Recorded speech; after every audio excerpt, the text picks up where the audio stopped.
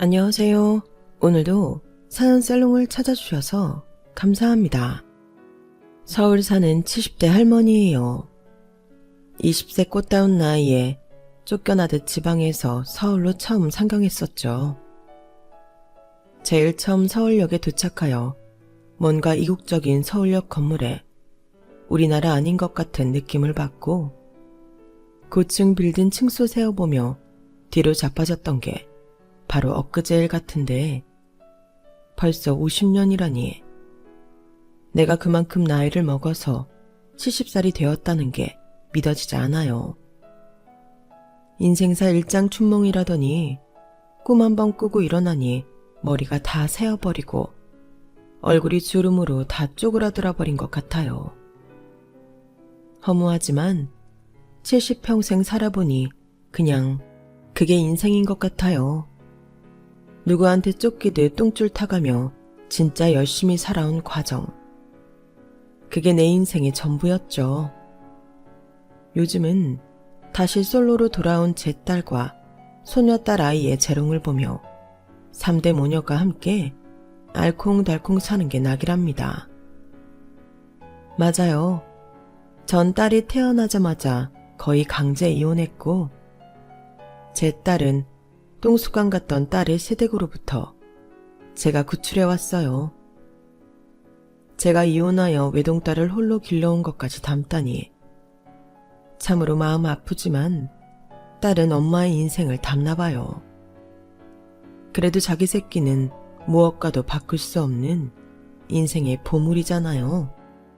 특히 갓 태어난 아기 키우는 건 엄마 몸을 갈아 넣어야 하는 작업이지만 이쁜 내 새끼 물고 빨며 하며 느끼는 행복감이 얼마나 크던가요.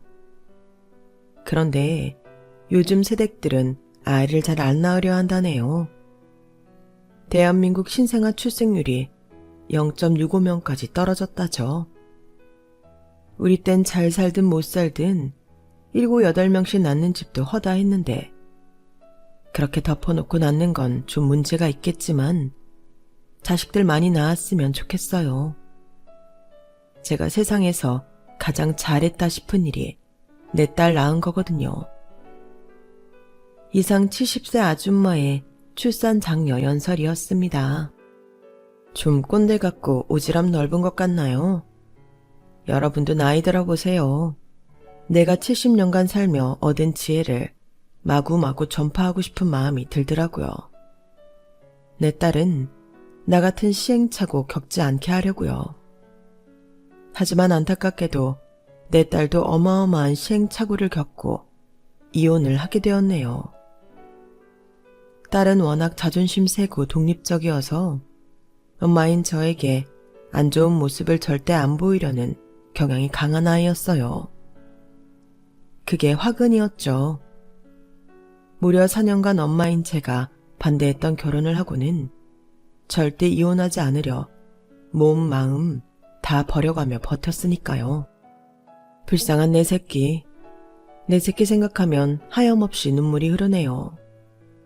그래도 지옥에서 우리 딸아이 건져내온 거 생각하면 뿌듯해요. 그리고 그 후 그년 놈들은 하늘이 내린 천벌을 받았거든요. 그것만으로 이제 됐다고 생각합니다. 제가 오죽하면 어렵디 어려운 사돈 식구들을 년놈이라고 표현했을까요? 어떤 일이 있었는지 궁금하시죠? 어디서부터 말씀드려야 할지 잘 모르겠지만 한 번쯤은 고해성사하듯 제 마음을 다 펼쳐내야 제 마음의 몽어리가 풀어질 것 같아서 용기 내어 사연살롱의 문을 두드려 봅니다. 참으로 애정하는 채널에 제 사연을 보내게 되어 그것만으로도 좋네요. 저의 어렸을 때 첫 기억은 이모네 차디찬 냉골방에서 이모 집안일 봐주던 식모들 사이에서 껴서 밥 먹던 기억이에요. 저희 엄마 아빠는 제가 3살 때 차사고로 그 자리에서 함께 돌아가셨다고 하니 기억이 안 날 수밖에 없죠. 어쩔 수 없이 유일한 혈육이었던 이모가 조카인 절 걷어주셨어요. 하지만 돈 있는 사람이 더하다고 시골에서 꽤 부잣집이었던 이모는 제가 본 사람들 중 가장 냉혈한 이였어요. 조카인 저에게도 냉정하기 그지없었죠. 이모나 이모부, 그리고 사촌 동생들보다 식모들하고 더 많이 어울렸던 기억이 있으니 말 다 했죠 뭐. 최소한의 양심상 절 고아원에 보내긴 좀 그러니 울며 겨자 먹기로 걷어졌던 것 같아요. 20살이 되어 거의 쫓겨나다시피 그 집을 나오기 전까지는 눈칫밥을 먹으며 집안일도 열심히 하고 이모네 집안 일꾼들을 도와 농사일에도 적극적이었어요. 그렇지 않으면 왠지 고아원으로 쫓겨날 것 같았거든요. 가끔 잠이 안 올 때 어릴 적 내 처지를 생각하면 참 가여워요. 자식한테는 부모가 반드시 있어야 하는 이유가 다 있죠.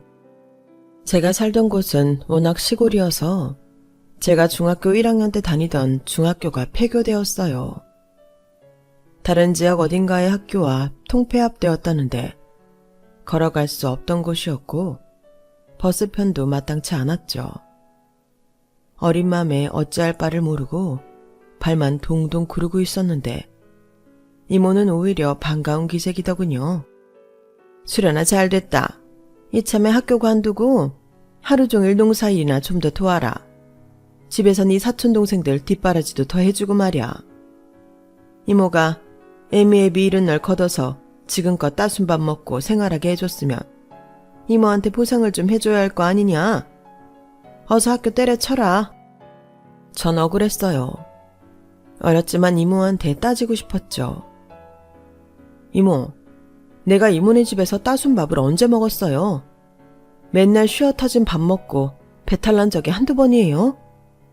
이모네 아들, 딸들 빳빳하게 풀 바른 옷 입고 새 운동화 신고 책가방 메고 학교 다닐 때 난 고무신 신고 보자기에 책 싸서 고갯길을 겨우 걸어 다녔다고요. 이럴 거면 그냥 고아원에 갖다 버리지 그랬어요. 아니 이 기집년이 재워주고 먹여줬더니 못하는 말이 없네. 원래 농사일은 자고로 머릿수가 많아야 하는 법이야. 햇소리 말고 가서 농사일이나 도와. 이래서 검은 머리 짐승은 거두는 게 아니라 했건만 은혜도 모르는 기집년 같으니라고. 기억에도 없는 엄마 아빠가 너무 보고 싶었죠.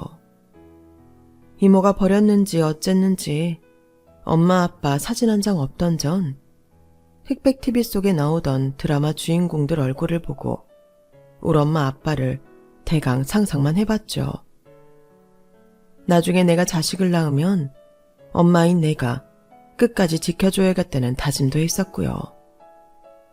이모분의 집이 대대로 워낙 부자였지만 시골에서 부자여봤자 뭐 얼마나 돈이 많았겠어요.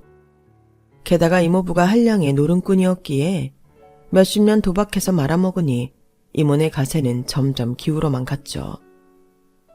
제 나이 20살이 되자 급기야 이모가 말도 안 되는 제안을 하더군요. 수련아, 너 저 개울 건너편 집 총각 알지? 그 집도 진짜 부자잖아. 논이며 밭이 얼마나 많은지 몰라. 그 집 총각이 수련이 널 그렇게 마음에 들어 한다는구나. 어때? 이제 성인이 되었으니 그 집으로 시집가는 게? 어? 이모, 그 집 총각이 어딨어요? 쌍둥이 아빠, 그 아저씨 말하는 거예요? 쌍둥이들이 저랑 동갑이고 그 아저씨는 이미 50이 다 돼가는 걸로 알고 있는데 대체 누구랑 결혼하라는 거예요? 야, 50은 무슨 50이야. 그 청년 이제 49밖에 안 됐어. 부잣집에 시집가면 너 좋고 나 좋고 하지 않겠니? 너랑 결혼하게만 해주면 저 넓은 사과나무 밭을 너랑 내 명의로 해주겠대. 요즘 땅값이 많이 올라서 사과밭 반만 팔아도 너 평생 먹고 살 수 있다? 잔말 말고 얼른 결혼 준비나 해. 괜히 얼굴만 반지르란 어린 총각 만나느니 확실히 돈 많은 남자 잡는 게 장땡 아니겠니? 어이가 없었죠. 이젠 이모라는 작자가 날 팔아먹으려 하는구나. 피만 섞였을 뿐 남이나 다름없다고 느껴지더군요. 아니, 남보다 못한 사람이었죠. 지금 생각해도 참 괘씸하네요. 오라, 이모가 왜 나한테 시집을 독촉하는지 알겠네요.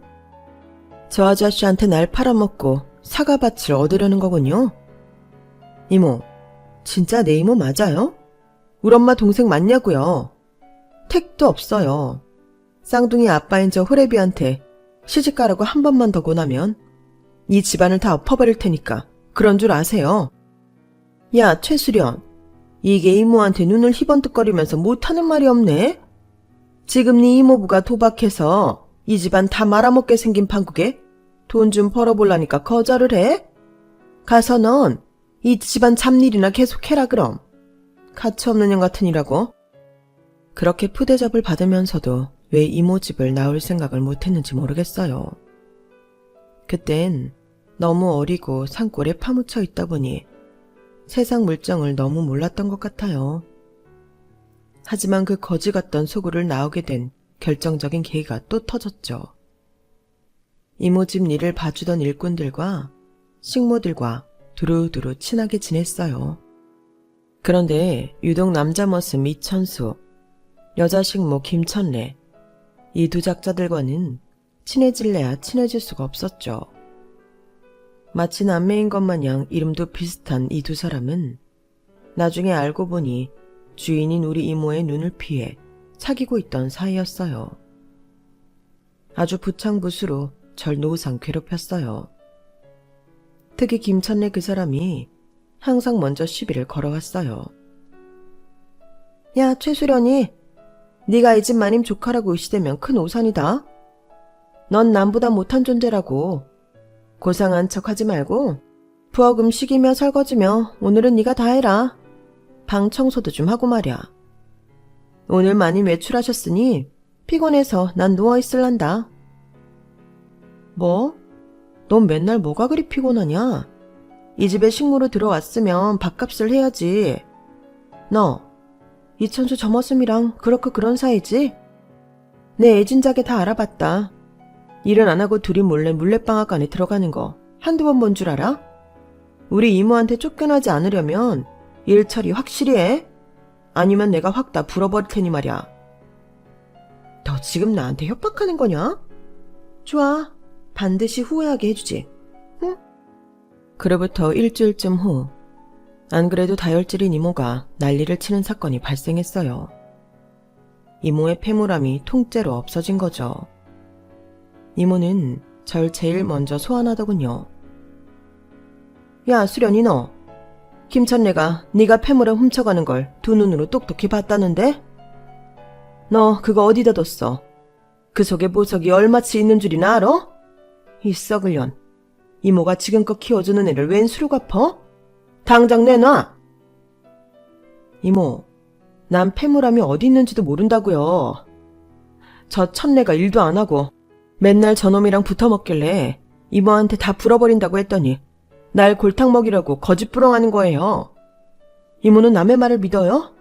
아님 조카인 내 말을 믿어요? 난 아무 죄도 없다고요. 내가 널 어떻게 믿냐? 쪽팔리면 3일 기한 줄 테니 그때까지 되돌려놓지 않으면 맨몸으로 쫓아내버릴 거야. 3일을 기다릴 것도 없이 그날 밤 김천래와 이천수 두 년놈들은 야반도주를 했어요. 이모네 집에 돈 되는 물건들은 모조리 가지고 말이죠. 당연히 그놈들이 폐물함도 가지고 갔겠지만 패닉 상태가 된 이모는 저까지 족치더군요. 아이고야, 최수련 이 기집애야. 네가 우리 집에 오고부터 가세가 기울기 시작한다. 내가 점을 봤는데 넌 우리 집이랑 상극이란다. 당장 가버려라. 당장! 아니 이모, 범인이 그들인 게 너무 명확한데 왜 나한테까지 이러는 거예요? 내가 이모네 집에서 일해주고 사돈 동생들 뒷바라지 해준 게 얼만데 나한테 한 번이라도 월급 쥐어준 적 있어요? 나도 성인인데 완전히 공짜로 몇십 년간 일을 한 거라고요. 억울해. 너무 억울해. 엄마, 아빠! 이모는 이미 나에게서 마음이 돌아섰는지 내 옷까지 몇 개만 달랑 챙겨서 마당으로 뿌리더군요. 더럽고 치사해서 저도 집을 나와 그 길로 읍내 식당으로 향했어요. 맘 같아선 서울행 기차에 몸을 싣고 싶었지만 돈이 한 푼도 없었기에 차비라도 벌어야 했거든요. 한 달 일하고 월급 받고는 그 길로 서울로 향했죠. 그게 바로 엊그제 같은데 벌써 50년 전이네요. 발길이 닿은 곳은 서울 방배동이었는데 그땐 배 마시고 아무것도 없어서 쭉 위로, 더 위로 향했어요. 그때 당시 나름 부촌이라던 동네로 가서 아무 식당이나 들어가 일자리를 구했어요. 학교 다닌 기억보다 식모살이한 경험이 훨씬 많으니 식당 일이 제 천직이라 생각했거든요. 요즘도 간혹 욕쟁이 할머니가 운영하는 식당이 있다죠. 그땐 훨씬 많았어요. 제가 일하게 된 식당 주인분도 입이 걸걸하니 욕지거리를 해대는 할머니였기에 처음엔 엄청 무섭더라고요. 하지만 말은 그렇게 하셔도 일도 많이 가르쳐 주시고 행동만은 따뜻했던 것 같아요. 갈 곳 없는 절 위에 가게 뒤편 한 평짜리 창고방 하나를 내주셨어요. 이거 사. 나중에 월세 다 한꺼번에 받으려니까 열심히 일해. 알았냐? 할머니 감사해요. 생전 처음으로 제 방이 생겼네요. 앞으로 식당 일 더 열심히 할게요. 진짜 친할머니처럼 따르며 식당 일을 차근차근 배워가고 있는데 어느 날 할머니께서 어두운 표정으로 제게 당부하시더군요. 수련아, 안 되겠다. 병원 의사가 나보고 얼마 못 살고 죽을 거래. 자궁암이 온몸에 싹 다 퍼져버렸단다. 젊어서 애 못 낳는다고 시댁에서 쫓겨났는데 쓸데없는 자궁이 끝내 내 목숨까지 잡아먹는구나. 애 진작에 떼어버렸어야 하는데. 아무래도 이 식당 네가 물려받아야겠다. 너라면 내가 믿을 수 있지. 할머니, 그게 무슨 말씀이세요? 할머니 의지하면서 겨우 살아가고 있는 저한테 식당 일을 다 맡기신다고요? 안 돼요, 할머니. 돌아가시면 안 된다고요. 야, 이년아. 내가 당장 내일 모레 죽는다더냐? 지금부터 차근차근 배우면 되지. 우리 가게에 야채 배달해주는 김씨 총각 알지? 그 총각한테 말해놓을 테니 물건 받는 거부터 대금 치르는 거 다 배워라. 그리고 이거 내가 지금까지 모은 전 재산이다. 은행 못 믿어서 여기 쟁여놨는데 이거 네가 다 가져라. 허투루 쓰지 말고 집이나 건물이라도 사놔라. 현금으로 가지고 있어봤자 노상 그 돈이 그 돈이더라. 한국 사람들처럼 땅, 건물, 집 좋아하는 사람들이 그득한 나라는 자고로 부동산 사놔야 돈이 되는 거야. 돈이 돈을 법이니까 말이야. 할머니는 현자처럼 어쩌면 유언 비슷하게 제게 돈과 함께 신신당부를 하셨어요. 할머니가 물려주신 돈은 당시 엄청 큰 돈이었죠. 이런 돈을 처음 보는 전 어찌할 바를 몰랐지만 일단 은행에 넣어놓고 인근 복덕방을 전전하며 부동산 정보를 얻기 시작했어요. 아주 조그맣고 다 쓰러져가는 허름한 2층짜리 건물이 금매로 나왔다기에 떨리는 마음으로 계약했어요. 혹시나 사기당하지 않을까 전전긍긍하면서 계약서를 주고받고 건물주가 되었답니다. 1층엔 식당을 차렸고 2층 살림집엔 제가 들어가 살게 되었죠. 이 모든 과정을 할머니께서 주도하여 진행해 주셨고 계약 후 딱 일주일 만에 돌아가시고 말았어요. 아무 가족도 없으시던 할머니의 장례식장은 참 쓸쓸하더군요. 조문객은 딱 한 명, 야채 대주던 김씨 총각 뿐이었죠. 수련씨, 주인 할머니께 들었어요. 새로운 곳에서 식당 열었다면서요. 앞으로 많이 도와주라고 하더라고요. 아마 주인 할머니가 수련 씨를 진짜 친소녀처럼 생각했던 것 같아요. 나한테 몇 번이고 부탁하시더라고요. 아직 어린 수련 씨 식당 잘 운영하며 살 수 있게 도와주라고요. 그리고 할머니께서 그렇게 말씀하셨군요. 저도 친할머니 같은 분이 너무 허망하게 돌아가셔서 어찌할 바를 모르겠어요. 근데 그리고 뭐요? 할머니께서 또 무슨 말씀이 있으셨나요? 나보고 수련 씨한테 남자로서도 잘해주라고 하더라고요. 저랑 수련 씨 잘 어울린다면서. 네? 아니, 할머니께서 그런 말씀도 하셨어요? 아유 참. 여튼 밥이라도 한 그릇 자시고 가셔요. 전 김씨총각을 얼른 육개장에 밥 한 그릇 먹이고 돌려보냈어요. 저도 모르게 얼굴부터 귀까지 새빨개지고 가슴이 쿵쾅쿵쾅 뛰었거든요. 24살 먹도록 남자랑 손 한 번 안 잡아본 저는 먹고 살기 바쁘니 연애라는 건 생각해 본 적도 없었죠. 남자가 없어 외롭다는 느낌이 뭔지도 몰랐고요. 그날 이후 김씨 총각이 야채 배달을 올 때면 이전과는 180도 다른 감정이 들더라고요. 괜히 얼굴에 분도 좀 찍어 바르게 되고 립스틱도 살짝 바르고 그 남자가 야채 배달 올 때를 대비하고 있더군요. 김씨 총각의 이름은 김성기였고 저보다 10살이 많은 노총각 중에 노총각이었어요. 집이 가난하고 허름이 모시는 남자다 보니 아마 여자들한테 인기가 없었나 보더군요. 그 나이 먹도록 한 번도 여자를 사귀지 못해봤더니 말 다 했죠 뭐. 성격도 좀 쑥맥이었어요. 하지만 저도 모르게 콩깍지가 점점 씌워지고 있었는지 착하고 순진한 모습에 점점 마음이 가더라고요. 서로 마음속으로 좋아만 하다가 답답해서리 제가 질러버렸어요. 아니 김씨 아저씨 뭐 하는 거예요? 주인집 할머니가 살아생전에 절 부탁했다면서요. 그럼 뭐 진도가 좀 나가야지. 이렇게 질질 끌고만 있을 거예요? 아무런 고백도 없이? 내 답답해서리. 10살 어린 내가 꼭 이렇게 나서야겠냐고요. 얼른 나가서 풀이라도 뽑아와 깨워서 풀반지라도 만들어줘요. 네? 풀반지요? 그래요. 잠시만요. 답답한 김성기 이 남자는 저의 불호령에 헐레벌떡 나가서는 진짜 길가의 민들레꽃과 풀을 엮어서 동그랗게 반지를 만들어 왔더군요. 그래도 센스는 있었는지 2개 만들어 와서는 내 손에 하나, 자기 손에 하나 이렇게 끼워주더라고요. 그날부로 우리는 남자와 여자로 만나게 되었고 일요일이면 여기저기 다니며 데이트도 참 재미나게 했어요.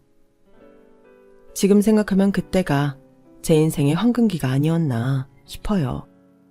김성기 이 남자와 결혼하게 되면서부터 제 인생은 내내 내리막길을 걸었거든요. 여튼 나이가 찰대로 찬 노총각 남친은 저와 정이 들자 바로 결혼 얘기를 꺼내더군요. 가족도 없던 전 결혼해서 예쁜 가정을 꾸리자는 말에 얼른 예스했죠. 남친의 홀어머니는 몇 년 전 중풍으로 쓰러져 몸 한쪽을 못 쓰는 사람이었어요. 그나마 이젠 한쪽으로 기어다니며 움직일 순 있다고 하더군요. 시장 바닥에서 나물 다듬어 파는 일은 더 이상 하지 못한다며 이 사람이 벌어온 돈만으로 가정을 꾸려나가는 듯 했어요. 남친은 외동아들이었기에 결혼해서 반신불수 홀어머니를 모셔야 하는 건 당연한 수순이었죠. 그땐 철이 없어서 몰랐어요. 모든 걸 다 감당할 수 있을 것만 같았죠. 대충 이 정도의 가정사만 듣고 바로 예비시모와 만남을 가졌어요.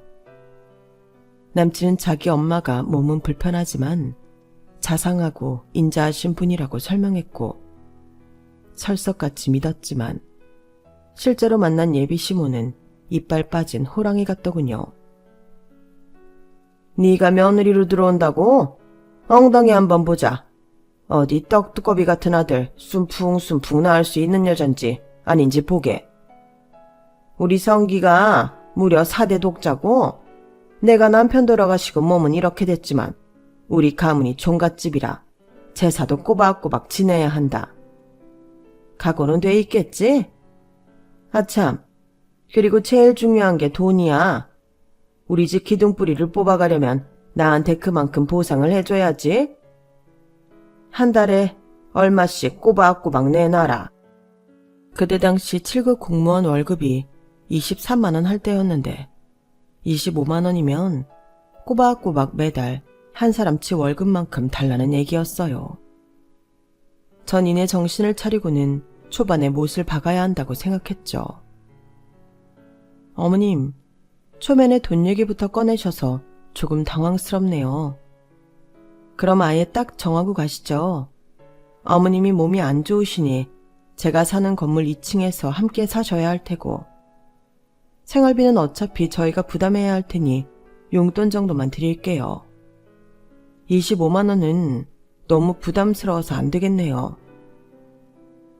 야, 몸도 비실비실해서 아들내미도 못 낳게 생겼구만. 돈도 못 주겠다고?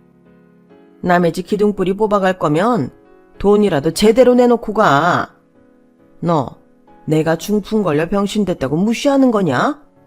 이래봬도 우리 집안이 뿌리 깊은 가문이다. 너 듣자하니 애비애미 없이 거의 식모처럼 자랐다며. 니까짓 게 건물 하나 있다고 무시할 집안이 아니란 말이다. 전 옆에 가만히 앉아있던 남친이 뭐라도 말해주길 바랬지만 끝까지 꿀먹은 벙어리더군요. 대강 자리를 수습하고 예비 시모에게 인사드리고 나왔어요. 결혼 문제를 원점부터 다시 생각하고 싶었거든요. 일단 쫄래쫄래 따라 나온 남친에게 퍼부었어요. 당신 등신이야? 바보야? 어머님께서 처음 본 나한테 돈돈거리시고 날 저렇게 무시하면 옆에서 방어라도 해줘야 하는 거 아니냐고. 아, 정말 미안해. 언제 껴들어야 할지 몰라서구만. 근데 평생 고생만 하다 중풍 걸린 우리 엄마가 너무 힘들어서 말이 좀 세게 나간 것 같아. 우리 엄마 불쌍한 사람이니 너무 뭐라 하지 말아줘. 돈 얘긴 그냥 한 귀로 흘려 듣자고. 내가 번 돈으로 조금씩 용돈 쥐어드릴 테니 수련이는 아무 걱정 말고 우리 결혼 예정대로 진행하자. 저도 참 바보죠. 그때 당시 서울에서 제 곁에 있던 사람은 오직 남친뿐이었고 시모 문제를 중간에서 잘 해결해준다는 남친 말만 믿고 다시 결혼을 진행하기로 맘먹었어요.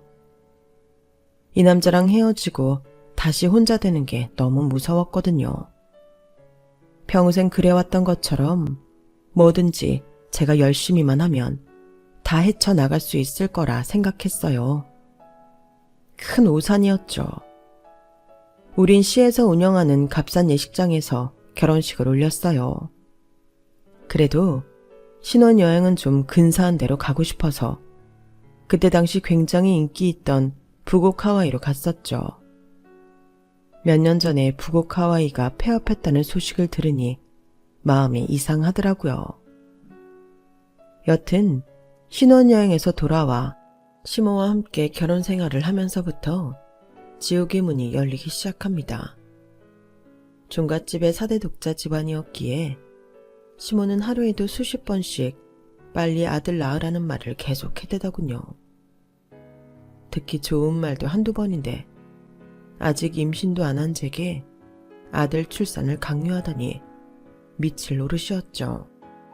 어머님, 이제 제발 그만하세요. 제가 이제 결혼한 지 100일 됐고 아직 애도 안 들어섰는데 무슨 아들 낳으라는 얘기를 이렇게 하시나요? 스트레스 받아서 생길 아들도 떠나겠어요. 네가 그리도 성격이 못돼 처먹었으니 손자가 들어서겠냐? 25만 원이 뭐 그리 아깝다고 반신불수된 시애미한테 돈도 안 주고 말이야. 아주 괘씸하다니깐. 결국 우리 아들 주머니에서 25만 원이 나오게 만드냐? 쳐 죽일 년 같으니라고. 뭐라고요? 어머님, 결국 성기 씨한테서 25만 원 받아 쓰고 계신가요? 아니, 몸 불편해서 바깥에도 휠체어 타야 겨우 나가시는 분이 웬 돈이 그리 많이 필요하세요? 암튼 남편한테 따져볼 테니 어머님은 가만 계세요. 식당에서 쪽파 다투던 남편한테 씩씩대며 따졌죠. 아니, 어머님께 25만 원이나 드리고 있다는 게 사실이야? 무슨 돈을 그렇게 많이 들여? 이제 당신도 다른 야채 배달 일 안 하고 이 식당 일에만 전념하고 있으니 어머님 용돈도 나랑 상의해서 드려야 하는 거 아니야? 우리 형편에 25만 원은 너무 많아. 절반으로 줄이라고. 착하고 다정한 줄로만 알았던 남편은 세상 그렇게 효자일 수가 없었죠. 결혼 후에 어머님 얘기만 나오면 아주 눈을 희번떡거리며 소리를 지르더군요. 결혼 전과 후가 완전히 딴 사람 같았어요. 뭐가 많다는 거야 대체? 당신 이 건물도 갖고 있고 식당 일도 잘 되고 있잖아. 평생을 힘들게 산 불쌍한 노인한테 정말 이렇게 가혹하게 나올 거야? 정 떨어진다 정말. 그렇게 우리 부부는 서로에게 정내미가 뚝뚝 떨어지고 있었어요. 모든 악의 근원은 바로 시모였죠. 스트레스를 받은 탓이었는지 원하는 아이는 잘 안 생기더군요. 아니, 생기긴 했으나 초기에 유산이 많이 되었어요. 그럴 때마다 시모의 구박은 점점 더 심해졌죠. 아니, 네 자궁은 무슨 미끄럼틀이더냐? 무슨 아기가 붙어있질 못하고 매번 미끄러지냐? 너 우리 집안에서 아들 못 낳으면 살아남지 못한다. 3년 내로 아들 못 낳으면 쫓겨날 줄 알아. 어머님, 여기 제 명의 건물이에요. 누가 누굴 쫓아낸다는 거예요? 시간은 흘러 그렇게 몇 년이 지나고 드디어 저에게도 10개월간 끝까지 붙어있는 아기 천사가 찾아오더군요. 그때만 해도 초음파가 잘 발달하지 않아서 출산할 때까지 성별을 잘 모르겠더라고요. 제발 아들이기만을 빌고 또 빌며 아이를 낳았죠. 하지만 고추는 없었어요. 그래도 전 제 딸아이가 마냥 이뻤어요. 이름은 김우정으로 지었죠. 하지만 지난 7년간 주구장창 아들 손자를 발해왔던 시모는 충격을 받은 듯 했어요. 분명 아들 가진 배 모양이었는데 이게 어떻게 된 거냐? 옆 침대 여자는 아들 낳았다는데 아기 바뀐 건 아니냐? 이럴 순 없다. 7년간 기다렸는데 이럴 순 없어. 아이고, 내 팔자야. 시모가 아무리 난리를 쳐도 이미 낳은 딸을 아들로 바꿀 수는 없었죠. 남편도 실망하기 마찬가지인 듯 했어요. 그런 남편의 태도에 저 또한 실망이 되더군요. 그렇게 6개월 정도 지났을까? 시모가 저희 부부를 앉혀놓고 폭탄 선언을 하더군요. 좀 있다 웬 여성이 한 명 올 것이다. 건너편 다방 여잔데 이미 아들을 2명이나 낳아본 여자야. 아직 20대니까 팔팔 하겠지. 우정애미야, 이건 네가 기분 나쁘고 자식할 문제가 아니다. 우리 가문의 대를 잇느냐 끊느냐 하는 문제다. 내가 지금껏 모아놓은 돈 이 다방 여자한테 다 줘놨으니 씨바지로 한 6개월 동안만 드리도록 하자. 떡두꺼비 같은 아들 하나 낳을 때까지 말이야. 씨바지? 씨바지란 단어에 전 눈이 횟가닥 돌아버렸어요. 그때도 꺼다 놓은 보릿자루 마냥 눈만 끔뻑끔뻑하고 있던 남편의 뒤통수를 후려 갈겼죠. 야, 넌 시엄니가 다른 여자 드린다는데 아무 말도 안 하고 있냐? 아주 효자나셨네. 짐승 같은 사람들 같으니라고. 여긴 내 건물이니 2사람 다 당장 나가주세요. 바로 이혼하자고요. 더 이상 둘 다 꼴도 보기 싫으네요. 우리 딸 우정이는 평생 볼 생각도 말아요. 저 또한 폭탄 선언을 하고는 시모와 남편을 그 길로 내쫓아버렸어요. 너무너무 열이 받았거든요. 아들 못 낳는다고 이혼을 당한 건지 아님 제가 주체적으로 이혼한 건지 모르겠지만 애 아빠와 갈라서고 딸아이를 홀로 키워야 했죠. 애비 없는 아이라는 소리 안 듣도록 딸을 최대한 독립적으로 강하게 키웠어요. 덕분인지 자존심 센 딸은 저한테 약한 모습 안 보이고 혼자서도 척척 잘 생활했어요. 엄마인 전 그걸 우리 딸아이의 최대 장점이라고 생각했어요. 하지만 나중에 그게 독이 될 줄이야 누가 알았겠어요. 딸내미는 유아들을 아주 좋아해서 유치원 교사가 꿈이었고 유아 교육과 진학 후 실제로 유치원 교사가 되었죠. 한 3년쯤 일했을까? 엄마인 제게 본인이 맡은 아이 얘길 자꾸 꺼내더군요. 엄마, 세상에 우리 반 아이 중에 100일 때 아기 엄마가 도망가서 아빠가 계속 키우는 애가 있어. 그 엄마도 참 너무하지. 어떻게 자기 새끼를 버리고 도망갈 생각을 하냐? 너희 아빠도 돌 안 된 널 버리고 떠났단다. 라는 말이 목까지 차올랐지만 꾹 참았어요. 그래? 참 불쌍한 아이로구나. 그 아빠가 대단하네. 아이 혼자 키우기 쉽지 않은데. 그치? 아이가 6살밖에 안 됐는데 얼마나 잘생긴지 몰라. 아마 아빠가 잘생겨서 그런 것 같아. 아빠가 탤런트 닮았다니깐? 우리 딸은 그 이후로도 자주 그 아이와 아빠에 대해 말하더군요. 아무래도 김새가 이상했죠. 우정아, 너 혹시 그 애기 아빠랑 무슨 일 있는 거 아니냐? 자꾸 얘기 꺼내는 게 수상해. 딸은 머뭇머뭇거리다가 충격적인 말을 꺼냈어요. 엄마, 나 사실 그 남자 아이를 임신했어. 벌써 5개월 차야. 남친도 이 사실 알아. 얼른 혼인신고하고 같이 살재.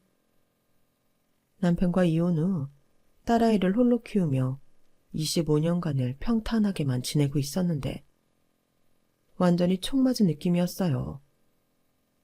뭐? 임신 5개월? 야, 너 미쳤어?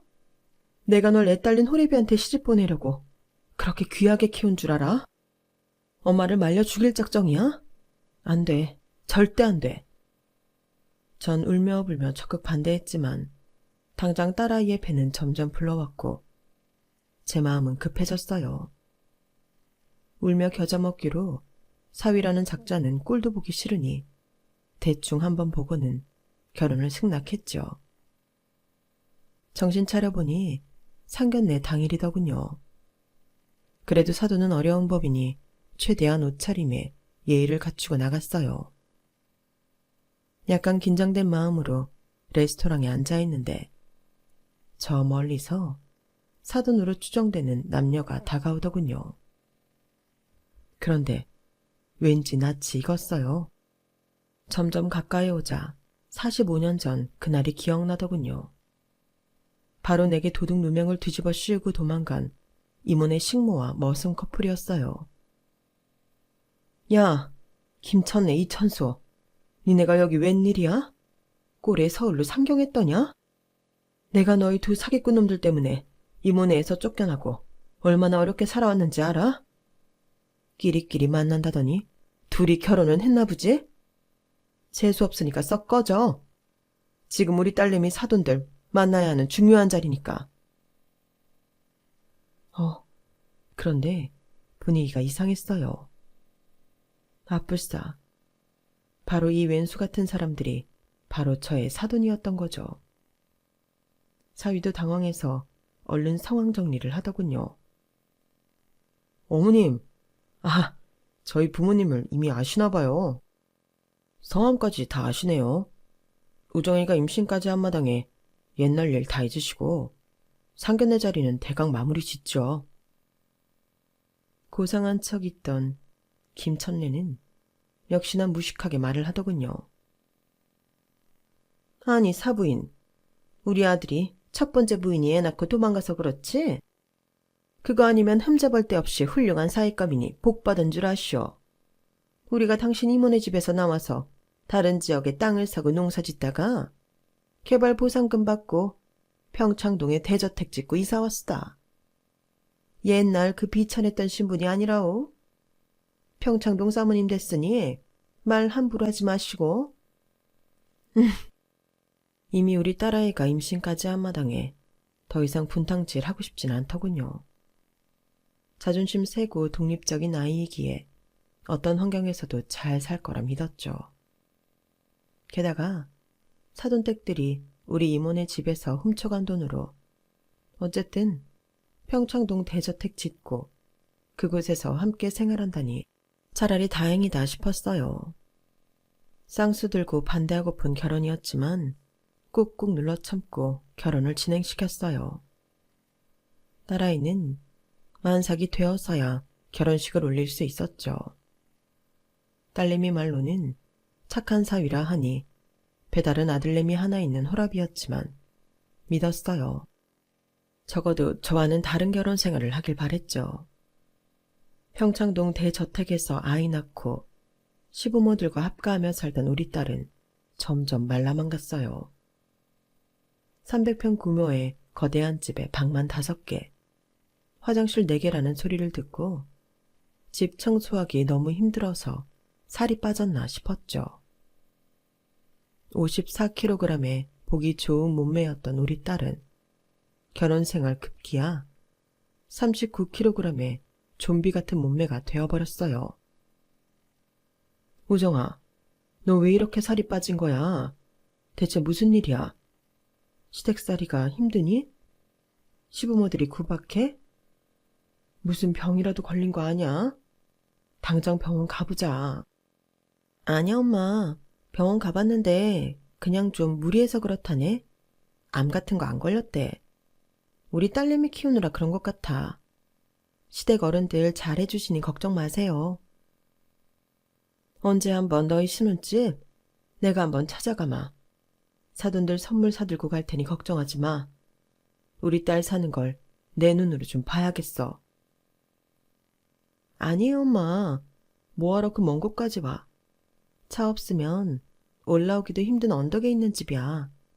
절대 오지 마세요.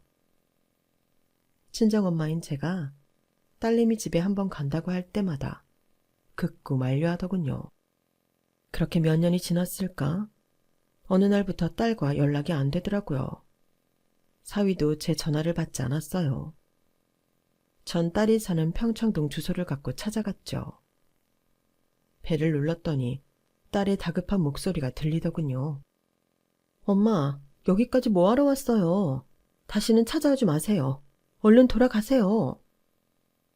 전 그 목소리가 더 걱정이 되어 도저히 발길을 돌릴 수 없었어요. 바로 경찰을 불렀죠.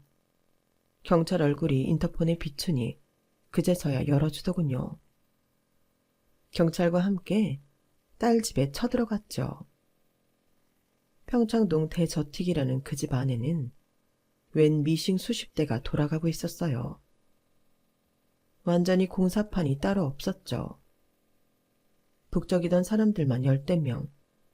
이게 다 무슨 일인가 싶어 딸내미를 붙잡고 물었어요. 우정아, 이게 살림집이냐 아닌 공장이냐? 평창동 대저택에 산다더니 거대한 공장에 살던 거였어? 저 사람들은 대체 다 뭐고? 다 우리 시누이 식구들이야. 집안 전체가 망해서 시누이 남편들, 아이들이며 그 시부모들끼리 다 이 집에 눌러 앉아 살고 있어. 방 5개에 16명이 살고 있어. 너무 충격적이어서 전 쓰러질 뻔했어요. 남편 사업 망한 시누이며 새 쌍둥이 낳은 시누이들까지. 처참한 사정의 시댁 식구가 왜 이리 많던지. 다 이 저택의 빌부터 미싱 돌리며 살고 있었어요. 전 당장 사돈인 김천래한테 따져 물었어요. 야, 내 귀한 딸을 이런 난장판에서 하루 종일 일시키며 부려먹었던 거냐? 아이고, 내가 너 같은 사기꾼을 믿은 게 잘못이지. 평창동 대저택에서 며느리 공주 대접해주며 살게 해주겠다며. 이게 공주 대접이냐? 하녀보다 못한 삶이지. 야, 이게 어디서 난리야? 가족끼리 서로 돕고 사는 거지. 미싱 돌린 게 뭐 큰일이라고. 밥값은 해야 할 거 아냐. 뻔뻔한 면상으로 희죽거리며 말하는 딸의 시모가 너무너무 미웠어요.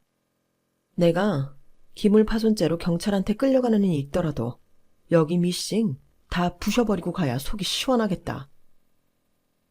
정말 전 다 부셔버리고 내 딸과 손녀를 데리고 나왔어요.